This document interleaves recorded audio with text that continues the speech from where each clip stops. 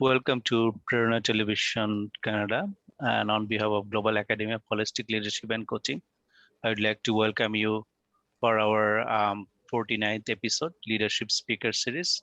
And today we're very delighted to have our session titled as Leadership and Social Architecture. And as usual, our regular speaker and trainer, very learned person. He's none other than Advocate Jiaur Rahman. He is the CEO of IITM and adjunct faculty of Independent University Bangladesh. He has a lot of experience in corporate sector and in academia. So I will be very happy to hear from him regarding leadership and social architecture. This is your time, Advocate Jiaur Rahman. You can continue your session. Thank you. Thank you very much, Edward Probir Mondol. Good morning and good morning in Canada, good evening in Canada, and good morning in Bangladesh and the rest of the world. I think all of you can see my presentation now. So today is our 49th session, and today's topic is leadership and social architecture. So we are going to be talking about the issues of how leadership works around the architecture of the community in which the leader actually tries to move about and develop himself or herself. So it's an interesting topic in the sense it's not just talking about your personal leadership goals and strategies and motivating people. It is also bringing the idea of the people around you who are with you in the journey for your leadership growth. So it's a collective idea. So pretty much the association that you are taking with you in your journey for leadership is absolutely vital. And in this presentation, we are going to be building this idea together that leadership, it does not take place in vacuum, but it takes place amongst people, and understanding their societal perspective, their norms and thinking will allow leadership to proceed in the right direction. And for you to actually move in the right direction, you need to intertwine these two issues together. So moving forward, normally I start off with some quotations. Today's quotation is by Salust. It says, "Every man is the architect of his own fortune." So the issue here is very simple. You are deciding for yourself as to which direction you want to go. So if you want to create a unique space in this world, a unique leadership space in this world, then you have to architect your thoughts. You have to architect your perspective within the environment in which you are working. So it's not only you have to plan, you have to strategize. So that is why the word architect has been used. You are designing your future, and this design does not include you only. We have to realize that in every journey for human development and human aspiration, we have to bring others in the picture. It's not you in the window that is only there and charging ahead and achieving all the grand success there is out there to be taken. That's not the way the humanity, that's not the way society works. That is not the way a organization works. Yes, you might be the champion, you might be the key spirit who's moving the agenda of the organization forward, but in this process you have to bring others, you have to get the trust level, and you have to get the total zeal and passion of others involved in this process. And that's how you will architect your future, you will architect your fortune. Moving forward, this is by Stephen Covey, another inspirational writer, speaker. What you do has far greater impact than what you say.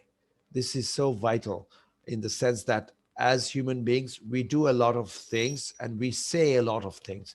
What we say has less bearing than what we actually do.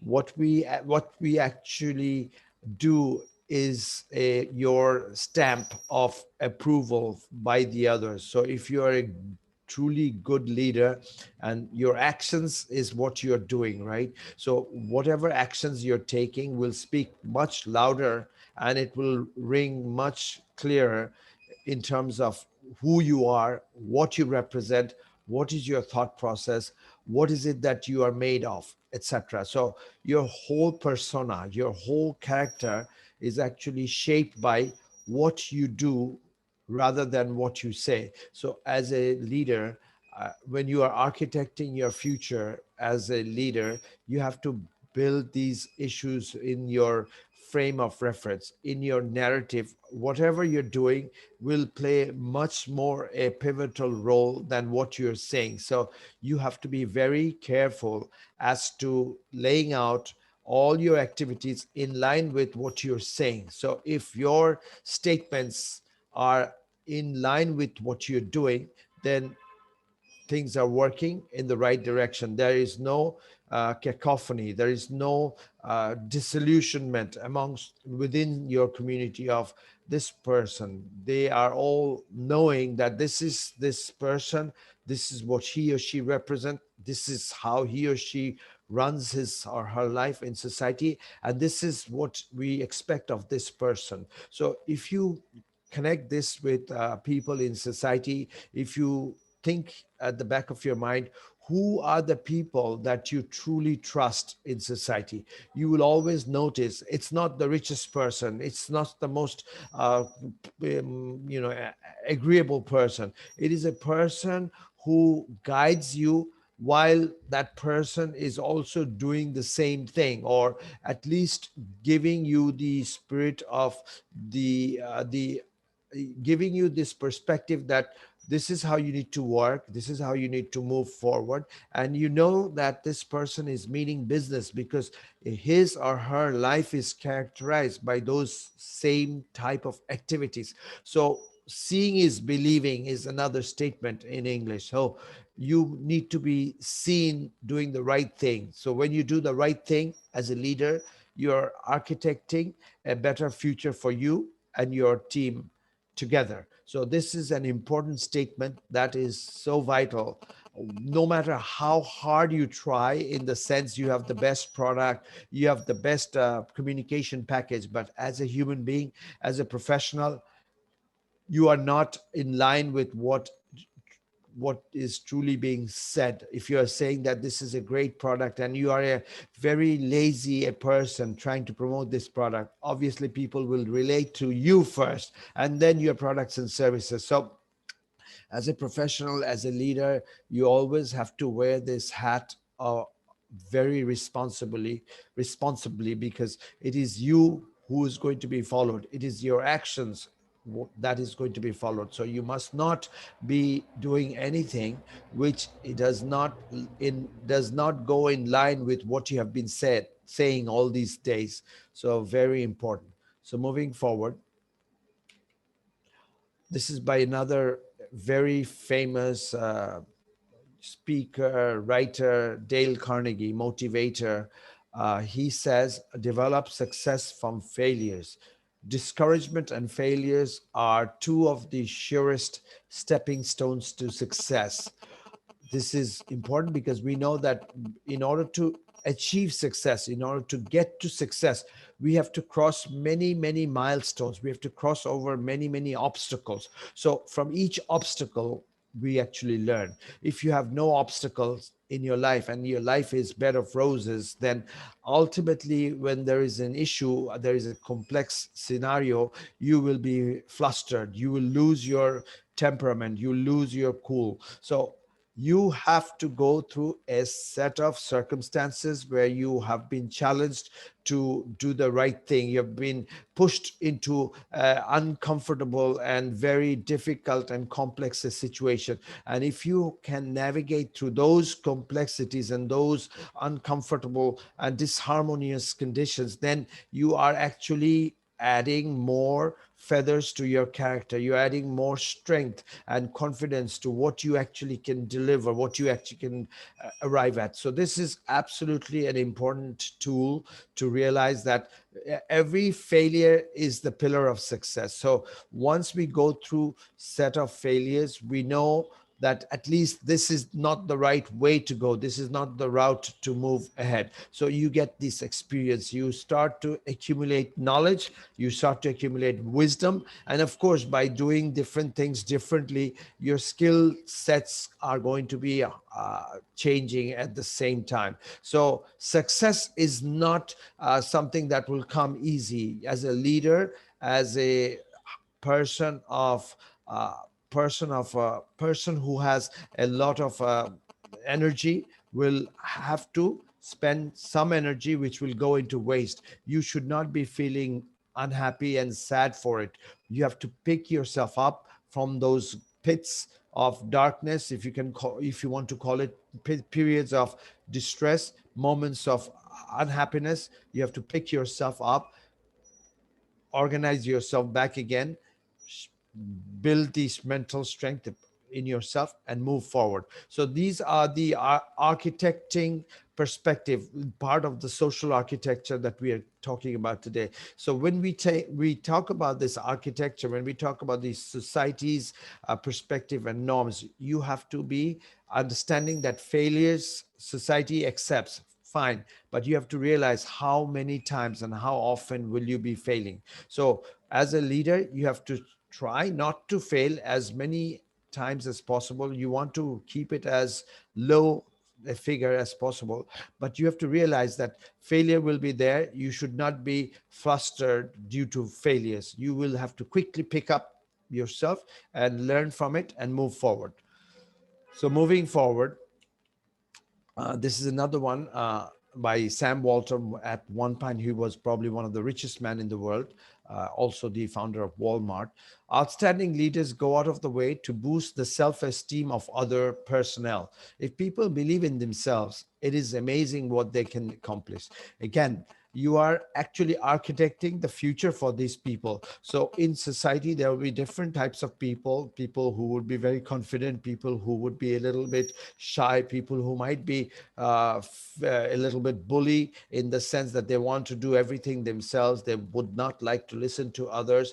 Your job is to bring out the self-esteem of every single person. So if you can bring out the mental potential, the characteristic potential of these people in each person at a time, then you are actually opening the box of opportunity within these people. These people are going to start aligning with you. They will feel confident. They will build their trust. They will have a feeling of purpose in what they're doing. So your job is to actually engage these people and build their mindsets so that they can deliver more. So at the end, what Sam Walton is saying, that if you can do this by you inspiring people and bringing their self-esteem up to speed, you can accomplish a lot more than what it was before this exercise of trying to build the self-esteem of the people.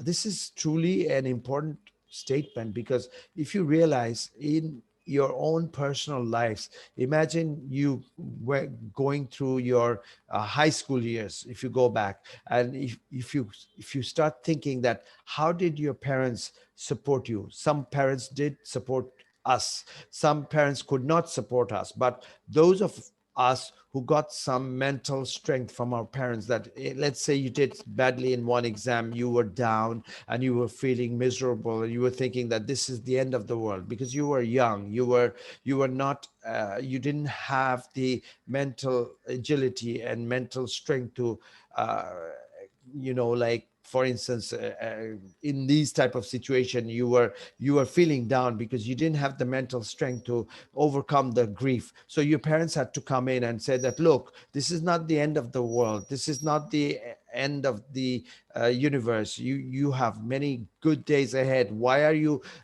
dwelling on past? Why are you frustrated? Why don't you pick up the book wherever you made mistake? Why don't you pick those up, try to solve them, and then you will feel that you have overcome your weak areas. And many of us actually listened to those statements, and we actually collected ourselves, we collected our thought process, and we went back and started to uh, go take things from there. Even if you had failed or if you had done really badly, you pulled yourself up, you picked yourself up mentally and physically, and you re-engaged in this entire process of education.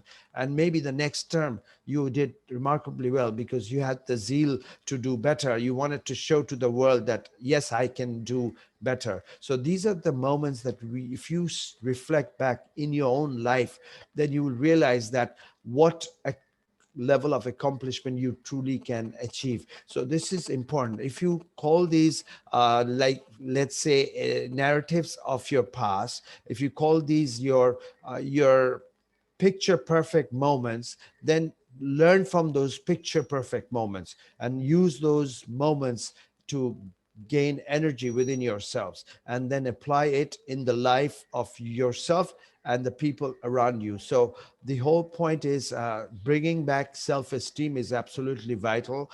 You as a person, you need to bring back your self-esteem. At the same time, if you're a leader, you need to also push the people around you so that they are imbued with the spirit of potential, imbued with the spirit of growing forward, with the spirit of yes, I can, and I am here to deliver the right set of results. So all of the potential growth that results in this society is based on positive thinking. No enterprise, no leader moves ahead with a negative and sunken kind of mindset. You have to be bold, and you have to be feeling that yes, I have the right pulses, I have the right vibes, I have the right self-esteem to move forward. So then only great accomplishments can happen. If you go back to the example of Wright brothers, if you thought that they were trying to find a machine that could fly, if they had given up, then imagine what would have happened to the fate of the airline industry, meaning the people going into the air. Maybe that would have been pushed back many years. So they kept on pushing themselves, and final day, they were able to fly for 50 seconds or something in their first go. So that is achievement, that is accomplishment, and that happened because they had the self-esteem, they had the confidence that no, this is absolutely possible. At the back of their mind, they never thought that this will not happen. They always thought that there will be a day ahead of us when we shall fly. So that's how you have to think yourself. Think of a day where you shall fly, in the sense that you will have all the tools, all the accomplishments under your belt, all the mental agility, all the people skills, all the self-esteem to push yourself and your team forward, moving forward. I normally have a quotation, a definition on leadership, and no, I use it as my own uh, definition. So today I have written uh, about leadership in this statement. Leadership is the ability to align social perspectives with leadership vision to guide an organization forward. So we have two parts here. One is your particular vision, what you're thinking, what great planning, overarching planning you want to do for this organization. That is your vision as a leader.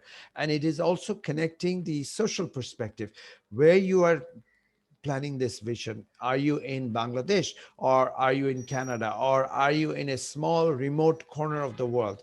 It all depends on your context in which you are in. If you are in a context where there are a lot of activities that can actually take shape, if you are in the middle of, let's say, an engineering marvel organization, for example, in the computer sector, let's say IBM, you are in the middle of IBM's research lab. Obviously your perspective would be different from my perspective, where I might be in the middle of the boondocks, where I don't have all the tools, all the right people. I may have a lot of people around me, but they don't have the right skill sets to move the organization forward, or the construct or the vision that you're holding true. So you have to be be able to navigate your leadership vision based on the social perspective and social dimension in which you are running your life, running your organization, and that's how you will build an organization forward. So there are two components to leadership in this presentation where we are focusing on. One is the understanding the social perspective on the ground and how the social perspective evolves around you or amongst the people, and what is the level of their competence, their strength area, their teaming up spirit, their collaborative engagement spirit, etc., and your own particular leadership vision. Um, if you had sent, let's say, Albert Einstein to a country in the, like this smaller country with lower technological base, Albert Einstein probably would not have created the magic, then would not have been the greatest scientist that ever lived. He would have been an average scientist. But given that he was positioned in in a very important industrial economy, so to speak, Germany, Austria, Germany, and America. So he could actually build his whole perspective out with all the tools, all the energy, all the right set of people around him. So context driven leadership is also important. So where you are in terms of your social context, social perspective, and how you evolve is very much connected. So you have to be careful as a leader not to overstep this boundary. Of course you will want to stretch your possibilities, that is for sure, but you have to realize how far we will stress.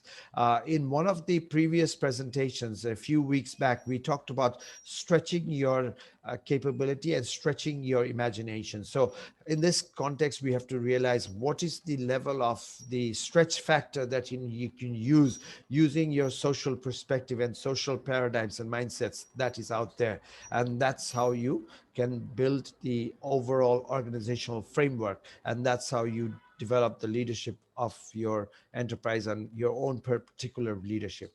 Moving forward, what is the role of a leader? um, Leaders role in diverse situation. Number one, we had already talked about harness areas of strength. You want to harness the strength areas of your people. If you can do that, you are going to be a better leader. Number two, understand context, roles, and responsibilities. We also talked about in detail in previous slides, but context of your people, what is their level of understanding, what is their roles that you have assigned, and what are their active responsibilities that they are performing.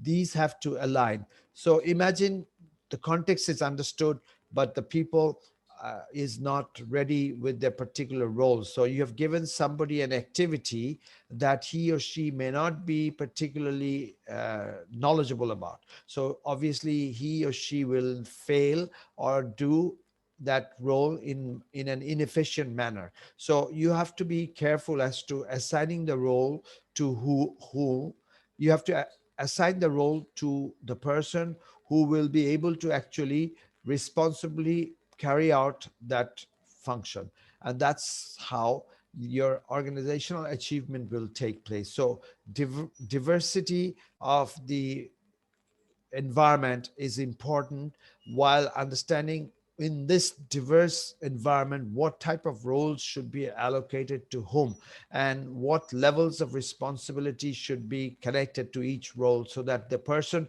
who has been employed to do that particular responsibility is actually able to do his or her role in an appropriate manner. So the context of the environment has to be properly understood for the leaders to navigate in difficult and diverse situations. Then comes managing mindsets and paradigms. Every human being comes from a different societal framework, societal background. So we are we grow up with different mindsets. They might be connected, they might be similar, but in some cases they might be very different from person to person. And my perspective and my thought process and the paradigms that I hold, what is exciting to me, what is important to me in terms of social issues, social cohesion, these issues are very important. So the overall the social architecture will be navigating us to go in the direction, in the right direction, or in an off, in a direction which is offline. That means we are not going in the right direction because our mindsets are not properly aligned with the products and services or the grand vision that the leader is sharing with us. We are somehow not connecting with it. So obviously the social architecture is not in place, and it will backfire on you. So we have to be careful as to how to develop these issues of our mindset, our paradigms, and the entire aligning our roles with our mindset and our paradigms. So social architecture has a important role to play. Reevaluating learning focus. This is important because, as we know, for example, we are in the pandemic kind of environment. What was important 2 years back is no longer as important. What products and services were of great value 2 years back, they are no longer of as great a value. So we have to reevaluate our entire learning focus, understanding how the society is transforming, and build a new set of perspective tools, product lines, service areas, understanding that new technology has to be incorporated with my products and services in order for my products and services to do well in the pandemic, post-pandemic environment. Although we have not moved away from pandemic, but assuming we are moving away from the pandemic situation, so you have to be learning in different way. You have to learn and adapt in a completely different business climate, societal climate. In other words, the social architecture due to the pandemic has completely changed. If you look at the academic field, for example, 2 years back, I would never be thinking of running a online program myself with the leadership component that will run for 49 sessions. So today is my 49th session. So just from my example, you can actually take note that you have to change your perspective. I cannot go to the students, I cannot go to my professional student body. So how would I change and continue to be in the same domain, same space, learning space? We have to change our thought process, the technology we have to adopt and move forward. For example, in this case, I connected with Edward Probimondol. We designed this, the platform that we are going to use, designed the product line in a slightly different manner, and then we came about. So this is how we moved and changed our learning focus. So as a professional, you have to start thinking, is your product appropriate in today's market? Is the product needed in today's market? Will this product add value? Product, when we talk about product, we are also talking about service. So given all of that, you have to reevaluate and then rechannel your energy so that the learning focus is changed or it continues on in the direction that you want it to go.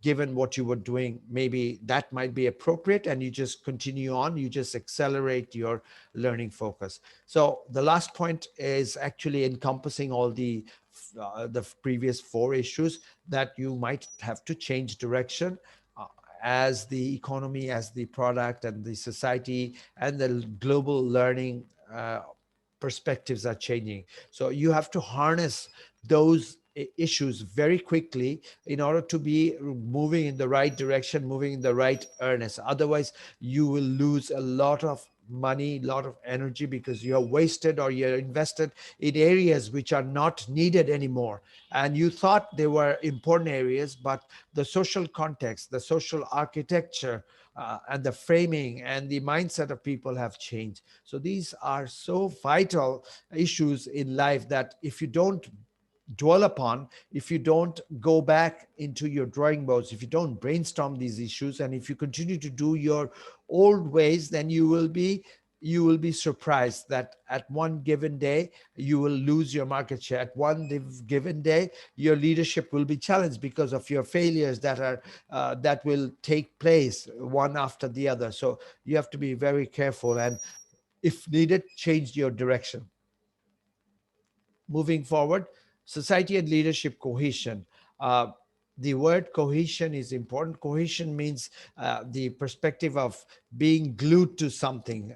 You have a very cohesiveness with someone when your thoughts and their thoughts align. So, cohesion is a very important perspective in leadership. Society and your leadership perspective have to be in sync. They have to blend together. They have to be working in synchronicity, synchronously, basically. So, social influence plays a heavy role in the formation of leadership.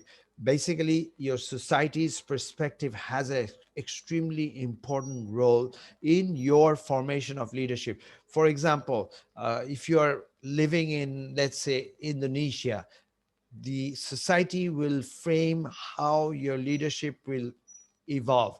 If you're living in Brazil, it will be similarly framed by the society in which you are living. This does not mean that leaders will not have similar traits in these societies. Let's say a leader in Brazil will not be completely different from a leader in Indonesia. Probably that's not going to be the case. In both cases, you will have leaders with similar mindsets, in the sense they would be time bound, they'd be communicative, they will have good personal skills to manage people, etc. There would be a lot of similarity, but at the same time, there would be areas which would be very different in terms of the social architecture that is out there in, let's say, Indonesia versus in Brazil. They would be very different. So as a leader in Brazil, you have to work with the social domains and social mindset and social paradigms and social architecture of your home country environment. And then you might have to tweak with it and move and change it. But if you think that I am going to be sweeping changes and from day one, I will absolutely not follow what had been done in this enterprise or what had been done normally in this culture, in this type of industry, that will probably backfire. So, leadership would be a combination of managing your social influence with a proper role of your own leadership perspective, your low own leadership characteristics. So, leadership cohesion is achieved by the following issues. One is trust. If you can't build trust within your team members, within the society, your leadership is not going to go anywhere. You will not have followers. Leadership is about getting people to have a proper trusting mechanism with you. If you don't have people who trust you, you will never be a great leader. You might be a small time leader, but to become a great leader, you want to build the trust of the rest of the people. For example, in the War of Liberation, Bangabandhu Sheikh Mujibur Rahman received the trust of 7.75 million people, the population that we had during those times. So the trust element is vital, and that's how you inspire people, and that's how you create the new enterprise or the new society. A healthy conflict and debate. How do you build trust? It is by engaging with people, by discussing with people. You have to allow a lot of healthy conflict and debate to take place, and that's how you can mold and shape people's mindset, because people will have different perspective. If there are 10 people in a room, they might have 15 different ideas. If you are crushing all their ideas, and if you are trying to push your idea only onto the people, they might listen to you once or twice, but this is not going to be a sustainable leadership culture. You will fail in the long run. So what you have to do is you have to engage in discussions, and then tell them the pits and pit pits and falls of this decision, are the discussions that is taking place, what might go wrong, what might go right, and how we need to navigate and move towards safer shows. You have to be able to get them to see those things, and then sort of slowly move their mindset into maybe what you're trying to get them to arrive at. So this is important. So you will have to allow a lot of healthy conflict and a debate to flow, and then ultimately a proper outcome, may not be unanimous outcome, but a reasonably solid outcome in line with your view will come about. And also sometimes your views you will have to change by a particular perspective. For example, yesterday, I'll give you a personal example. I had made a decision in my enterprise that I will be giving someone a particular gift because of his achievement in the enterprise. But when I talked to my senior leadership, they said that the gift item was a very reasonable an item that I was thinking. They said that since we never introduced this culture, we should not be introducing this culture where we are only compensating one person at the cost of, let's say, the other 10, 15 people who are working around that person. This might create some kind of frustrations amongst the other people. I thought about it a little bit. I saw some reason with the statement that my senior manager told me. Then I changed my perspective slightly, and we have realized that we are going to be giving a gift to this person, but it's going to be of lesser value, so that we don't want to make one person shine amongst everyone. There are benefits to it, but since this culture within the enterprise that I'm running has never been or never rolled out this type of this great gifting uh, outcome. We never had done this before, so this is a new thing in this organization. So it's better to go a little bit slower, position these ideas first, and then maybe you can go into the other alternative where we talked about giving somebody a very expensive gift, and to promote that in that enterprise that things are working appropriately. See, this person has delivered this wonderful outcome, and you can also do by delivering your best to this enterprise. So this culture has to be changed slightly. And you from my experience, I just gave you this real life experience, an example where I had to change my own decision. So that's very important. So commitment to decision made. Once you make a decision, as a leader, as a team, you should follow through that decision unless major alternative issues comes about that makes it difficult or absolutely impossible to make that implement that decision. So the idea is commitment, and being committed to your decision is important, because that will actually build the trust value. So if you're moving away, if you are just dilly-dallying with your decisions and not doing the placing the commitment, then things will not be very effective. People will not be comfortable around you, and people will not be interested to put their best, because even if they put their best, proper decisions will not come about. So they will be lax, and their efficiency level will come down. Obviously, there you will not see it, but it will show in their mindset and in their daily operative activities. The next one is holding one another accountable. This is important.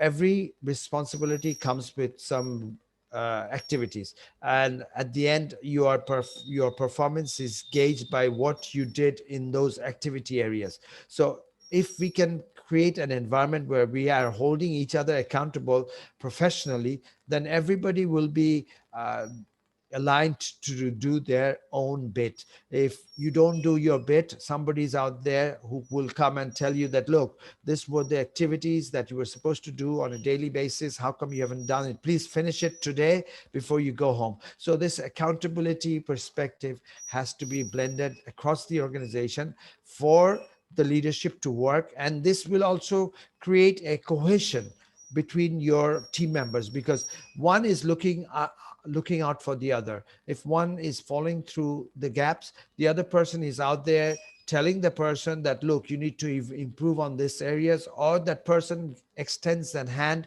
to pull that person out of that pit. So everybody is doing their part responsibly. So there will be a lot of internal cohesion, internal trust that will build up. So that's important. Then the last one is you must be focusing on the results. If your focus is not on results, if you're just doing your work without having any connectivity with the outcome of the results, then you're not there in spirit and mind and body.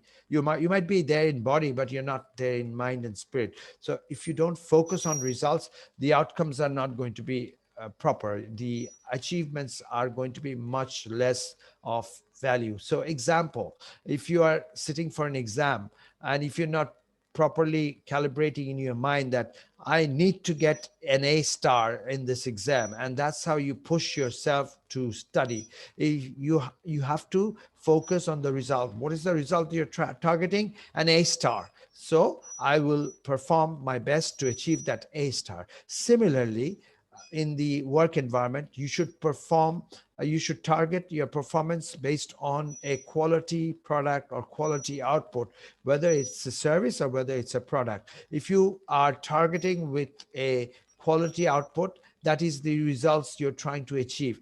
And then the focus will automatically be narrowed down on achieving your result and even extending beyond your result. So that is the whole purpose of social cohesion, with the social integration, with leadership perspective. So in the society in which we work, we have to start building these cultures. If the society does not have these cultures, and you're trying to blend these cultures within your work environment, it would be a little difficult. So you have to be building the societal mindset at the same time, in your academics, in your in your trainings, in your sports, in your meetings and everything, in your social organizational meetings, etc. If you focus on building trust, if you focus on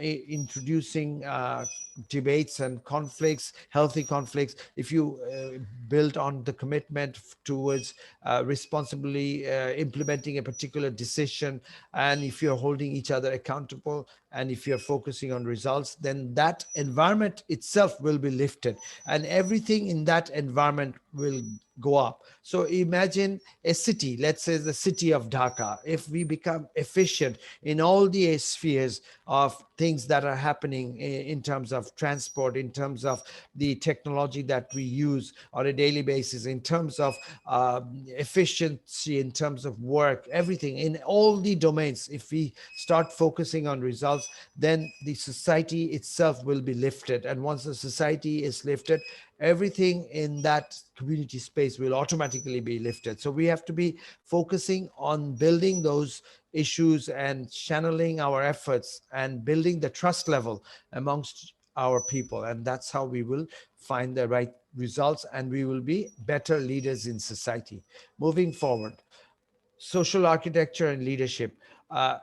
We talked about it, that social architecture is dependent on your social environment, and of course on your own personal leadership traits. So it is dependent on your outcome. Your overall situation will drive your outcome. So how you create your own situation depends on your environment in which you are operating, and what type of vision and what type of energy and passion that you want to add onto your vision, that will be driving the ultimate outcome. So the outcome will result on your passion. It will depend on your architecture of the way you have framed your organization, etc., and their visions and their own particular perspectives. These would be aligned, and then the outcome will come about.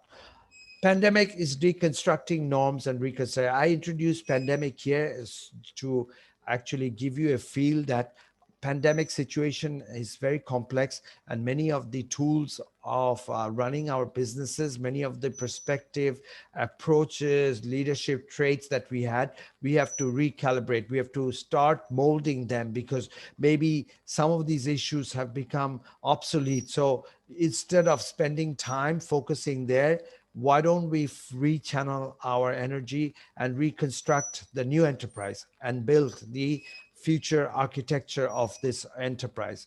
That is very crucial. As a leader, you have to start thinking in those terms because time is money. And if you're uh, only thinking that the future will come back in the design of the past, then you will be bitterly frustrated because future will never be in the line of the past. Future holds something completely new. So we have to be engaging in the spirit of understanding what the future holds and create all our community perspectives, our perceptions, etc., based on what the future may hold. So, social thoughts, positions, and leaders' viewpoints and perceptions have to be evolving given this condition, given this pandemic situation. We are no longer in the old normal. We are a new normal. And I don't even want to call it a new normal because the new normal is a feeling that something has happened which is going to stay normal now in this new normal situation.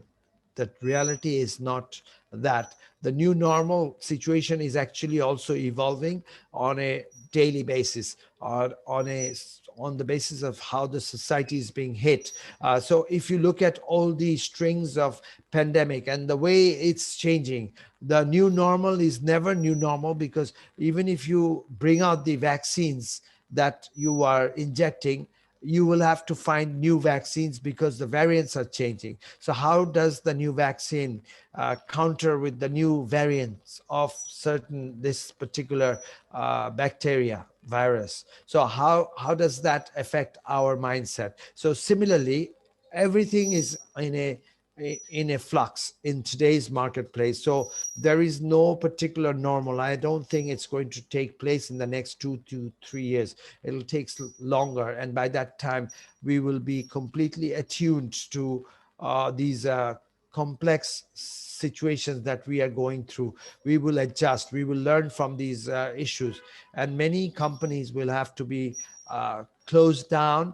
At the same time, new ideas will come about. So the culture and the transformation will take place in society. What we're talking about, the transformation, the culture of wearing masks, the culture of thinking of running meetings through Zoom, the culture of reducing physical meeting, the culture of interacting through mobiles, culture of WhatsApp, MSN, new technology. Those are going to be coming in heavy, and we will sort of become more mechanized in our thought process. That many of the things, in spite of the fact that yes, we want to meet up, yes, we want to have a face-to-face interaction, have a chilling session, have a chit chat, etc., but those are thrown through the window in today's marketplace. So the transformation is towards more mechanized way of doing things. So these are the new things that are coming. So you have to adapt your products and services based on those issues, and that's how you will actually lead. And when we talk about the previous slide, the leadership cohesion slide, the transformation will actually build or break the cohesion. If you are ready for the transformation, and if you apply the transformation in your lives, in the lives of your people, then the new culture will dictate you, and you will actually move towards a better outcome. But if you are sticking to the old gun philosophy, then you are waiting for a disaster to take place in your face. So you have to be very careful as to how you navigate through this tremendous new jungle of change and transformation. And the new enterprise design, we will have a session on leadership and new enterprise design. We had talked about it previously, but we will have a complete set of sessions on new enterprise design in future, and where leadership has to blend in to create the right environment for this new enterprise design. Without this new enterprise design, many organizations will shut down. For example, the shopping industry, the retail trade industry. If you go to every single mall in Bangladesh or rest of the world, the physical structures are going to be sitting like silos. Many malls will come down because their revenues will not come. They will try for 2 3 years, and they will realize that they have not only lost their time, they have lost a lot of money because they were just not making it. They were losing money. They thought that, let me try one more year, let me try 6 more months. And by doing this, they actually extended their losses. So these are the paradigm changes, the paradigm shifts that we have to be constantly worrying ourselves with. You can't be feeling feeling content that when the pandemic goes away, we are going to go back to the old way of doing business, old way of running our shops, etc. It may come back 10 20%, but at least 30 to 40% of the revenue base will come through different channels, different ways of doing business, etc. So imagine the food business. Previously, we had to go to the food stores or the restaurants to go and eat. Now, everything is coming to your door anywhere in the world, pretty much. You have a huge number of new food workers who are shuttling between restaurants to restaurants, shops to shops, and bringing the food item to yourself, to your table. So that's very important. So moving forward, moving forward to with my presentation. um, I'm sorry, I just okay. Moving forward, my presentation. I think I've come to the end of the presentation, and now the last question. It's $1 million question. Uh, Today's question is: how much time should leaders spend on social architecture design for leadership to prosper or grow? I think it would be a good amount of time. I would not say majority, but I think 10 20% is not enough. It should be more than that, because the new enterprise is vital for your success. You cannot have the old mindset to run your business into the future. You can't have your old mindset to run your organizations into the future. So you must be spending a lot of time focusing on how you're going to be shaping your products and services, and how you're going to channel your team, how you're going to create the value proposition map for your enterprise. So these are part of the new social architecture, and how you would be going to your people, the people with new mindset.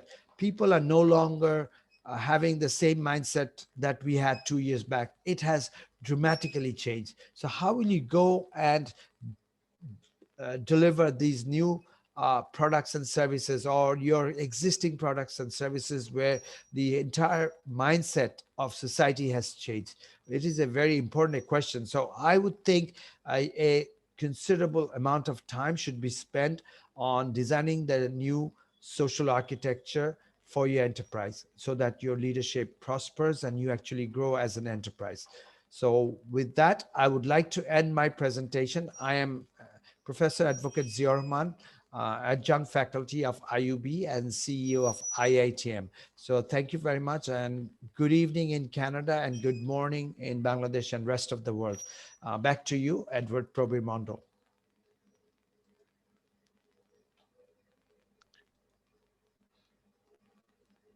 All right, thank you very much, Advocate Gio Rahman, for your presentation. So with that, we conclude our 49th episode of Leadership Speaker Series. As you know that today we discuss very important topic on leadership and social architecture.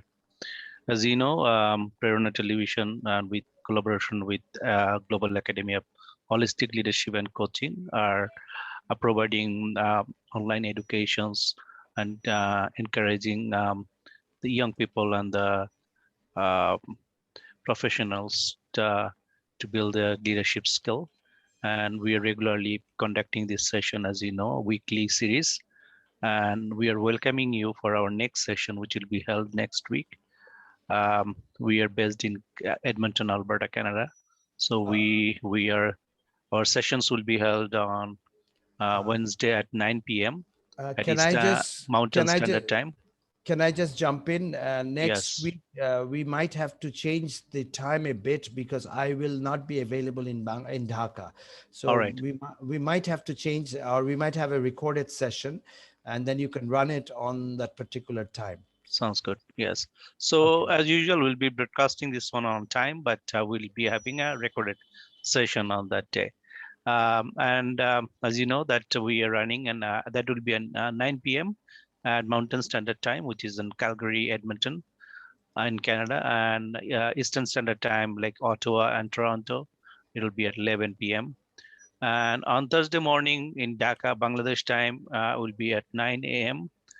And in Indian Standard Time, it is 8:30 a.m. on Thursday morning. So with that, thank you very much, and stay safe and stay blessed. Thank you. Thank you.